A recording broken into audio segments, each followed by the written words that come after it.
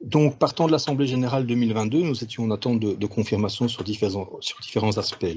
L'aspect juridique, comme je l'ai dit tout à l'heure, nous étions encore en attente de confirmation qu'aucune des 5 parties, des 5 sous-traitants à la procédure en justice n'irait en cassation. Cette confirmation n'a pas été automatique, il n'y a pas eu d'acquiescement direct des 5 entrepreneurs.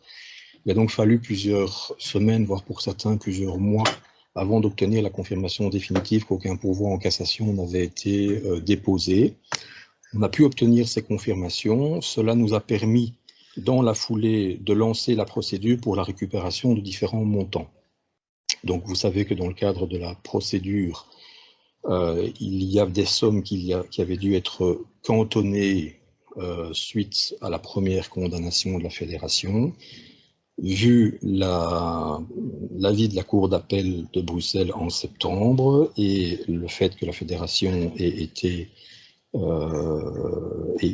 gagné le procès, qu'il n'y ait pas de pourvoi en cassation, les cantonnements d'un montant total d'à peu près 305 000 € devaient être récupérés. La question se posait de savoir qui, du CHN ou de la fédération, devait récupérer ces montants. Nous n'avons pas tergiversé, nous avons récupéré nous-mêmes, la fédération a récupéré les 305 000 € auprès de la caisse de consignation et de dépôt. Le deuxième montant qui était à récupérer était le cautionnement déposé par l'entrepreneur en garantie de bon achèvement des travaux d'un montant de 74 000 €. Ce montant-là, qui avait été bloqué sur un compte tiers du bureau d'avocat, a également été récupéré donc, dans la foulée par la fédération. Il reste pour l'instant dans le cadre de la procédure en justice, il reste simplement la récupération des indemnités de procédure. Donc chaque partie intimée, chacun des 5 sous-traitants qui avaient attaqué la fédération a été condamné à verser une indemnité de procédure de quelques milliers d'euros chacun. Une partie a déjà été récupérée et nous travaillons pour l'instant à la récupération du solde, mais qui est de moindre importance par rapport aux autres montants récupérés. Ça, c'est pour la procédure en justice. Donc, on peut considérer qu'on est complètement sorti de cela, si ce n'est qu'il nous faut encore récupérer quelques indemnités de procédure. Le deuxième aspect était d'obtenir de manière tout à fait officielle le positionnement du nouveau ministre, donc le ministre Adrien Delimon, qu'on avait pu rencontrer dans la fin du mois de février, début du mois de mars. On avait évoqué à l'Assemblée générale que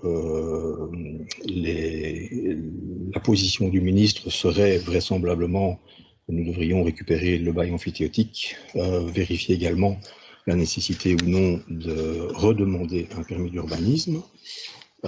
Ça nous a été confirmé de manière tout à fait officielle dans ce sens-là, avec une troisième condition qui est évidemment de présenter un plan financier permettant d'attester de la capacité de la fédération à mener le projet à bien, compte tenu des différents montants récupérés et des subsides encore à libérer.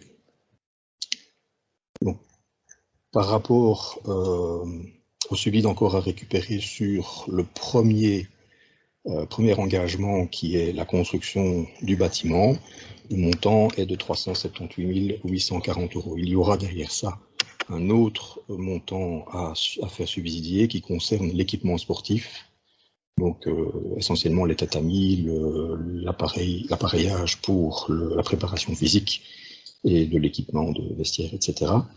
Ce deuxième package-là n'interviendra que quand nous aurons débloqué la situation pour le reste. Donc en jeu actuellement, la libération du solde de subside de 378 000 €. Pour cela, donc les conditions, je les ai évoquées. Vérifier la nécessité d'un nouveau permis d'urbanisme, récupérer le bail amphithéotique et présenter un plan financier. Pour le premier aspect qui est le permis d'urbanisme, il fallait que le fonctionnaire délégué à la région wallonne se positionne parce qu'en matière de permis d'urbanisme, il y a différentes possibilités, différents montages de dossiers. Nous avons pu obtenir que le permis à redemander se limite aux aspects touchant à l'enveloppe extérieure du bâtiment, puisque les autres aspects des travaux intérieurs n'en modifient pas l'aspect. Donc le permis d'urbanisme que nous devons redemander concerne l'achèvement des façades pour les parties de crépi qui n'avaient pas pu être terminés et pour lesquels l'isolant a un peu souffert, et également les aménagements extérieurs. Le bureau d'architecture Grech a été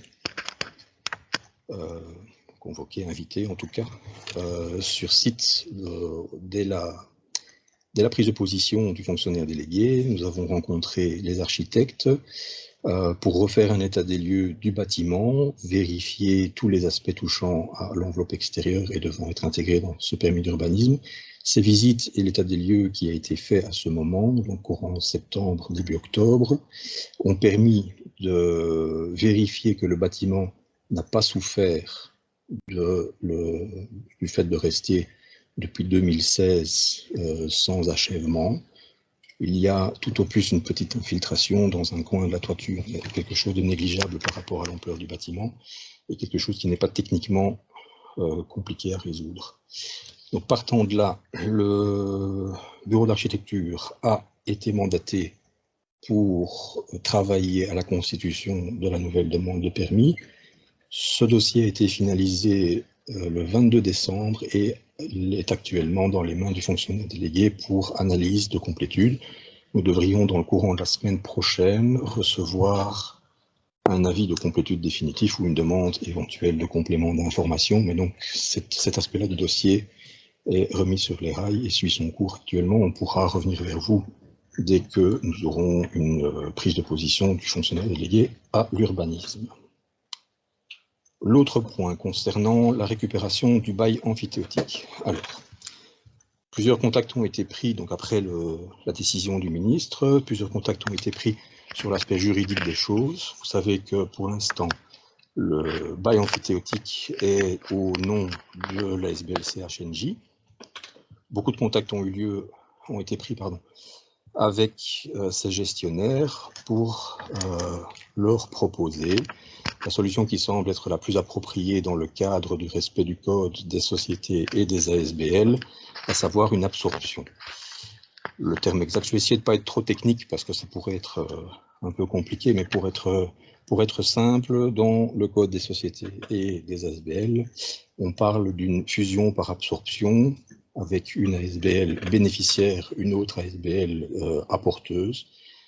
L'effet de cette fusion par absorption entraîne la dissolution de l'ASBL apporteuse. Donc, en simplifié, la fédération ASBL FFBJ est l'ASBL bénéficiaire, reprend à ce moment-là tout ce que contient l'ASBL apporteuse, donc le CHNJ. On reprend au passage le bail emphytéotique et les avoirs encore disponibles sur le compte du CHNJ. Et après l'opération, le CHNJ est dissous. La manière pratique de faire cette fusion par absorption consiste à présenter à un réviseur d'entreprise les comptes des deux ASBL en situation active et passive, à charge du réviseur d'entreprise d'élaborer un rapport après audit des deux comptabilités qui lui sont présentées. Il y a également ce qu'on appelle un projet d'opération à fournir au notaire. Le projet d'opération, simplement, reprend de manière pratique ce que je viens de vous expliquer, à savoir que l'ASBL bénéficiaire est la fédération, l'ASBL apporteuse est le CHN, et que la fusion telle que nous l'entendons entraîne la dissolution de l'ASBL CHNJ quasi immédiatement après une assemblée générale extraordinaire qui doit valider l'opération. Alors cette assemblée générale extraordinaire doit être authentique. Cela signifie qu'un notaire doit la gérer, doit être présent.